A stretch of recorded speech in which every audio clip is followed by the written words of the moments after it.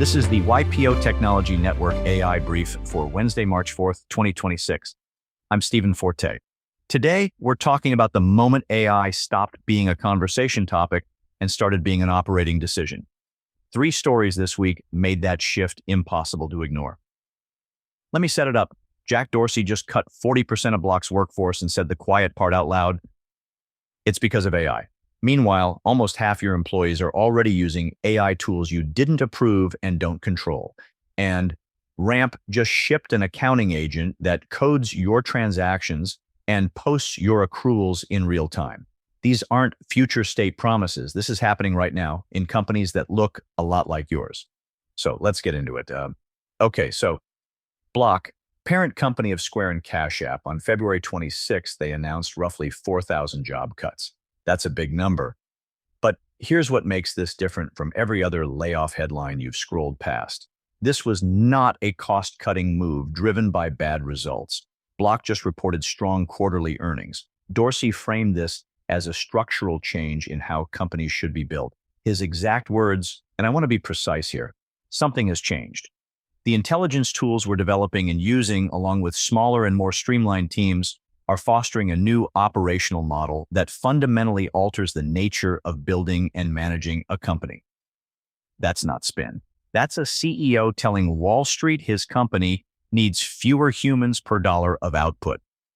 Permanently, Block is now targeting $2 million or more in gross profit per employee.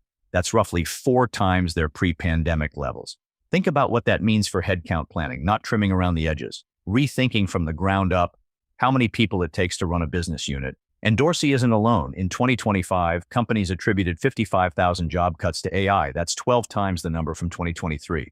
Gartner projects 40% of enterprise applications will embed AI agents by end of 2026, up from just 5% in 2025. I've been sitting with this one because I think a lot of YPO members are quietly running this same math, not whether AI will change their org chart, but when. And what Dorsey just did is give everyone permission to say it out loud.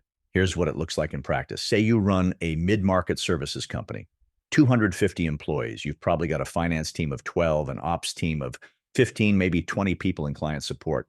Dorsey's model says, what if those teams were half the size, but each person had AI tooling that tripled their throughput? You don't get there by sending a Slack message asking your team to explore AI. You get there by redesigning the work itself, rewriting job descriptions, rethinking what a team even is. That's the shift. And if you're P-backed with a hold period ticking, that gross profit per employee number is going to show up in your next board deck, whether you put it there or not. All right. Now here's the uncomfortable flip side.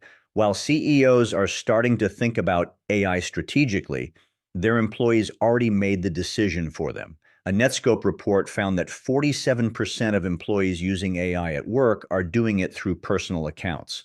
No company oversight, no data governance, no audit trail. The average company is now experiencing 223 sensitive data incidents per month from uncontrolled AI use. That number doubled year over year. A separate survey from Recon Analytics, that this one covered over 193,000 workers, found that a third of employed Americans now use AI regularly for work, but only half of them use company-authorized tools. And here's the kicker. Half of all paid AI subscriptions are coming out of employees' own pockets. Your people are so convinced this makes them better at their jobs that they're paying for it themselves. That should tell you something. I've heard versions of this from several YPO members. Someone on the finance team is pasting vendor contracts into ChatGPT. A marketing manager is running customer data through a personal AI account. Nobody told them to, nobody told them not to, and nobody knows what's leaving the building. A Dataiku and Harris Poll survey of CIOs landed even harder. 54% have already discovered unauthorized shadow AI in their organizations. 81% are concerned about data exposure, and only 25% have real-time visibility over the AI agents running inside their company. That's a quarter. 3 out of 4 CIOs are flying blind. Now zoom out. The SEC's 2026 examination priorities now list cybersecurity and AI as a top risk, displacing crypto. Undisclosed AI use is being treated as a disclosure risk. So it's not just an IT problem, it's a board-level governance issue. And look, this isn't all downside. The same research shows AI users save an average of 6.3 hours per week. That's a 16% productivity boost. The tool works. The question isn't whether your people should use AI, it's whether they're doing it in a way that protects the company. At YPO scale, that gap between using AI and governing AI is where the real risk lives. A quick win here. Get a policy in place this month. Approve 2 or 3 tools. Give people a sanctioned path that's easier than the workaround. Most of the shadow usage isn't malicious, it's just impatient. Your best people found a way to get more done and they didn't wait for a committee to greenlight it. Channel that energy, don't punish it. Now, third story, and this one is the most concrete. Ramp just launched what they're calling an accounting agent. If you're not familiar, Ramp is a corporate card and spend management platform used by over 50,000 companies. On February 12th, they released an AI agent that auto-codes every transaction in real time.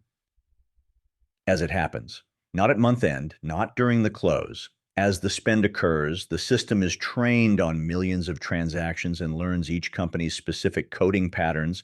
It creates and posts accruals automatically, and it delivers 3.5 times more auto-coding than legacy rule-based systems at over 90% accuracy.